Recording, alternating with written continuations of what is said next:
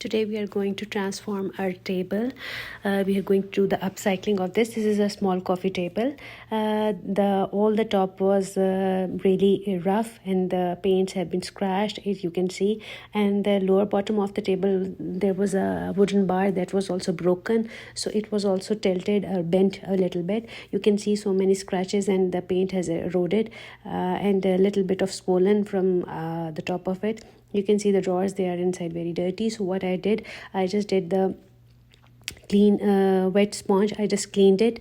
Then I did the basic grinding with the help of that sandpaper, and then I applied this green color, olive color, which is the previous one. I just added green and a little bit of red in it.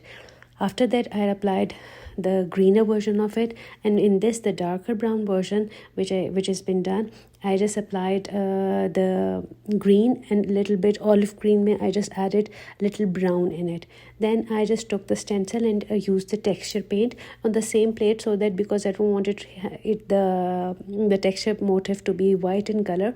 All the white was also highlighting, but I really wanted to give it a little vintage, a little rustic look. So what I did, I just did the stenciling in just the front part of the drawer and in the front panels, not on the back, not even on the sides, but only three sides, like three things, but two the legs, the front section which has been shown, and in the front panel of this drawer.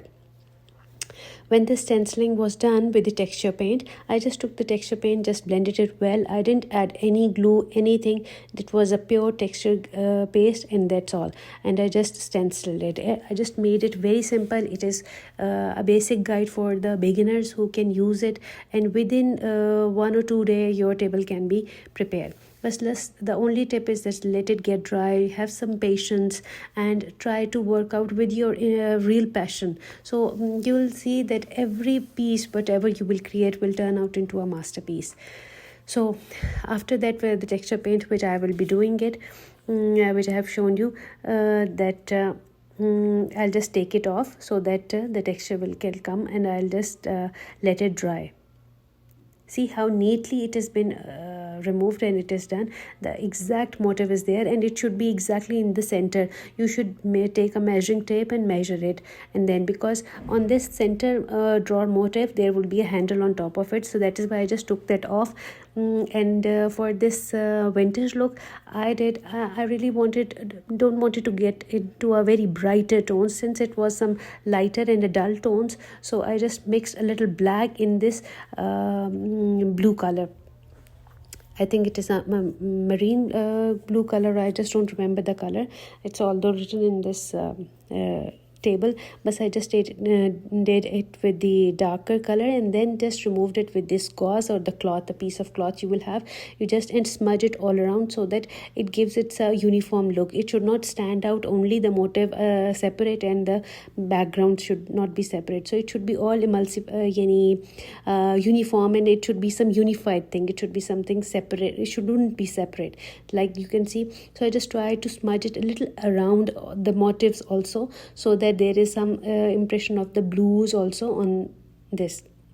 You can see like this I did it, and I removed the excess paint inside from the inside also, because it should not be I'm just trying to remove it. See, it's very simple and it's very easy. All you need to do is little patience and just take a bigger cloth. I was using a gauze, but that was a little smaller.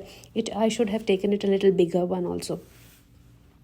When I was finished doing this on both the sides and in the front panel, I just took the golden color and then dabbed it on sometimes people use it on the finger also, and they can apply it directly also. That is also not a bad idea, but I just did it with this little sponge. I just took it and I dabbed it on that sponge thing, and then I just applied a little lighter way, because it should be on the top motifs, not on the base. So I just dabbed across the motif sections.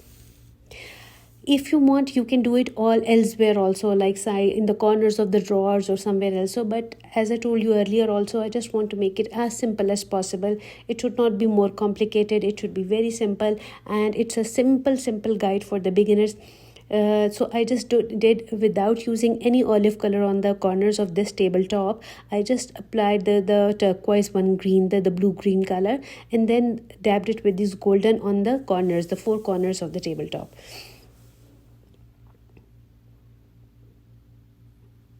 See, this is looking very beautiful when with a proper light, because I'm just you can see my impression of that that holder also.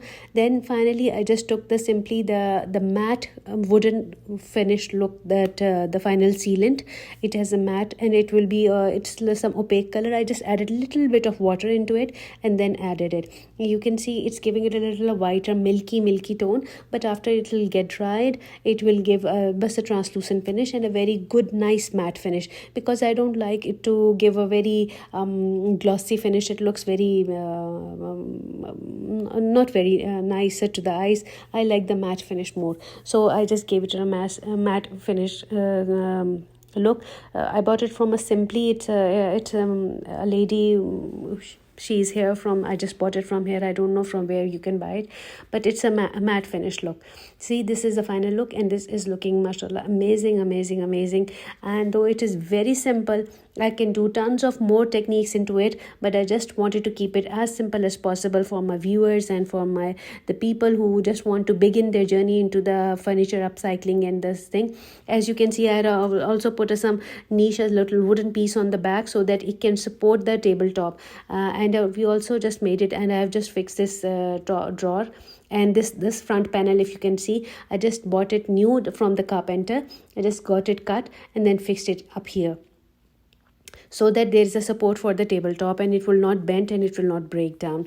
And further, we also just thought that I will keep in my daughter's room for the books, so the books cannot be spreading here and there all across the room. And plus she plays piano also, so it was the best idea to put the piano on top of the table, so that it will find its place, and plus it's not that heavy, so it will not be a burden on the tabletop.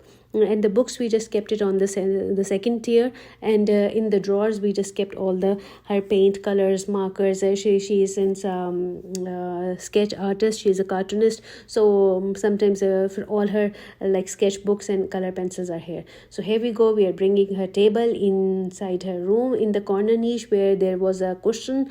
Now that we've just put the table on it, you can see it's looking super amazing, very neat, very beautiful, and very elegant.